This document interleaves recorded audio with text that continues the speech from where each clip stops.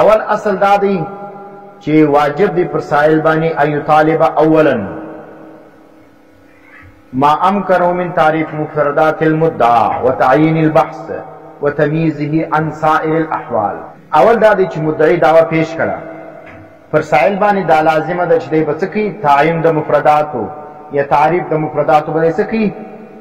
دا د مدعی څه کوي؟ د معلل څه به دا کوي چې دا د دې مفرد څه معنا، دې مفرد څه معنا. لکه اوس ګوره دعوه پیش کړه مدعی یا معلل چې الوضو مما مست النار، وینې هر هغه شی چې هغه ته اور ورسېږي، هغه پر اور باندې پوخ سي. اوس دا مسله د حدیث کې ذکر ده، الوضو مما مست النار، هغه څه به وضو کوي. اوس دی دا وایي چې هر هغه شی چې پر اور باندې پوخ سو هغه انسان وخوړی، نو بیا به څه کوي؟ اودس به کوي. اوس ته اول دا پوښتنه وکړه چې وضو څه مراد دی، مما مست النار څه مراد دی. وینې بیا که هغه حکم لګولی د فرض یا د واجب یا د سنت یا د مکروه، هغه تعریف به پوښتنه وکړي. اوس که دی راولاړ شو دلته وضوء لغوي اخلي، بیا پروا نه لري، بیا ستا د په مابین کې نزاع نشته. او که چېرته د دې وضوء څخه وضوء اصطلاحي اخلي چې هغه غسل د اعضاء ثلاثه او د مسح دی، نو اوس دا اجرم اصل، نو بیا د بحث متعین شلو، ځکه شریعت کې دا رقم دغه نشته چې د مما مست الناس دی وضوء لازم وي. نو اوس چې دی دلته د لزوم حکم لګي یا د وجوب ده یا د فرضیت ده یا د سنتیت ده لګي، نو دا چیز سلو بس تا د مابین کې بحث چې کوم دی هغه مقرر شلو. اوس به ته دا ثابتوي چې دا وضوء شرعي نه دی مراد، دا وضوء لغوي مراد دی. او دی چې کوم دی به دا ثابتوي چې دلته وضوء شرعي مراد دی. په پوه شولاست؟ ښه. دویم دا دی په دې کې یو خبر دا ده چې دا تعین یا د مفرداتو تعریف چې کوم دی چې په دعوه کې د سائل ذمه داري ده چې دی طلب وکړي. دا طلب هغه وخت دی که چیرې سائل لره د دې علم نه و، او که چیرې دا معلومه وه چې سائل په دې خبر دی چې د دې شیانو کم علم دی، مثال داسې بدیهي شیان وو او ده ته معلوم و چې د دې څه تعریفونه دي، بیا هم دی راولاړېږي د معلل څخه د دې د مفرداتو تعین کوي، د هغه تعریفونه پشتې. نو په دې صورت کې دغه شی چې کوم دی دا بیا مناظره نه ده، دا ته مجادله ویل کېږي یا مکابره ویل کېږي.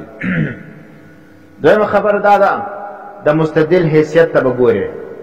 مستدل حیثیت ته ګورې، معنا مستدل که چیرې پر خپله دعوه باندې دلیل پېښوي، نو اوس که چیرې هغه فقط ناقل ولو، خالي نقل یې کوي، بیا به داسې طلب د دلیل نه کوي، صرف تصحیح د نقل به ځینې طلبوي چې دا په کوم کتاب کې راغلی ده هغه به دی ثابتېږي. د ده سره طلب د دلیل بیا لازم نه دی. که چیرې طلب د دلیل دلته وسو دا غصب دی، دا چیزی ده دا غصب دی، یا دی راولاړ شلو ناقل دی پر هغه باندې دلایل خپله وایي، نو بیا دا چیز دی غاصب دی. یا دی صرف ناقل دی خو سائل د داسې طلب د دلیل کی، نو سائل چی سلو غاصب سلو. بیا سائل به د ناقل څخه طلب د دلیل نه کوي، خلاصه دا سواله سائل به د مستدل څخه که چیرې هغه فقط ناقل ولو بیا به چیز نه کوي، طلب د دلیل به نه کوي، صرف تصحیح د نقل به کوي. ها که چیرې دواړه چې کوم دی هغه غاصبین ولو، دواړه چې شولو غاصبین ولو، یو ناقل ولو دلایل یې ویل، وینې ناقل ولو دی راولاړ خپله مدعا باندې دلایل هم شروع کړل، نو اوس چې کوم دی هغه بیا سائل هم غاصب جوړېدی سي، هغه هم طلب د دلیل کوی سي، حالانکې سائل ذمه داري دا نه ده چې هغه چې صرف تصحیح د نقل ده. نو که اوس د دلایل شروع کړو دی به بیا دغه څه دلایل نور هم طلبوی سي. دریمه خبر دا ده تر څو پورې چې مستدل یا مدعي د مدعا په تعین کې روان وي، معنی دی په بحث د مدعا د تعین کې شروع وي، تر هغه وخته پورې چې دعوت د پر کړې نه وي، سائل پر هغه باندې منع نشي واردولی. موږ ویلي چې منع چې کوم د هغه څه وخت چې دلیل پرسي، نو چې خبره د مدعي پرسي د هغه وروسته بیا به منع چې کوم د هغه به څوک پر واردوي؟ سائل به پر واردوي. چې خبره پرسوي نه وي د هغه مخکې سائل لره پر هغه باندې منع واردول دا چیز ده جایز نه ده. نو خلاصه یې چیز چې کوم کول په طور د دعوې نه، بله خبر دا ده چې کوم کول په طور د دعوې نه بلکې په طور د حکایت وي، پاک کی سائل لرا دخل ورکول جایز نه دي، معنا سائل لرا دا دخل پکول د مدعی کی جایز نه دي. که چیرې معلل د یو شي نقل کوي، په هغه نقل کې د خطا اصلو، نو بیا په هغه وخت کې سائل چې کوم دی د مدعی څخه تصحیح د نقل طلبوي سي، یا د یو شي تعریف هغه وکړي، مدعي وکړي چې هغه ته معلل وایي یا مستدل وایي، د یو شي تعریف یې وکړي خو لیکن هغه جامع و معنی نه ولو، نو په هغه وخت کې بیا د ده څخه طرد او عکس طلب کېږي. طرد څه ته ویل کېږي؟ تلازم فی الثبوت لره. طرد څه ته ویل کېږي؟ تلازم فی الثبوت لره. یعنې څه معنا؟ کل ما صدق علیه الحد صدق علیه المحدود.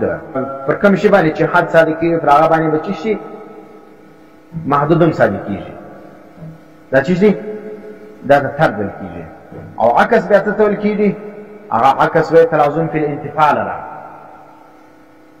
یعنی کل ما لا يصدق علیه الحد لا يصدق علیه المحدود. پر کوم شي باندې چې حد نه صادق کېږي پر هغه باندې به محدود هم نه صادق کېږي. نو په اول صورت کې په طرد کې چې کوم تعریف جامعیت ته اشاره ده، او په عکس کې چې اشاره ده تعریف معنیت ته اشاره ده. نو که چیرې سائل دغه معلل یا مستدل داسې تعریف وکړي چې په هغه کې چې شنو ولو، هغه طرد او عکس نو موجوده، نو دغه د سائل څخه دی چې د مستدل څخه دی دغه طرد او عکس طلبوي سي، چې دا ستا تعریف چې کوم دی هغه چې نه دی جامع و معنی نه دی. او دا جامع و معنی چې کوم دا هم په علم مخاطب کې دا ضروري دي. د نه چې مستدل وایي ما په نسبت دا جامع و معنی دي، ستا په نسبت جامع و معنی، لیکن په نسبت د سائل باغه جامع و معنی نه، ته به دا ثابتوي په نسبت د سائل به هم دا جامع و معنی جوړوي.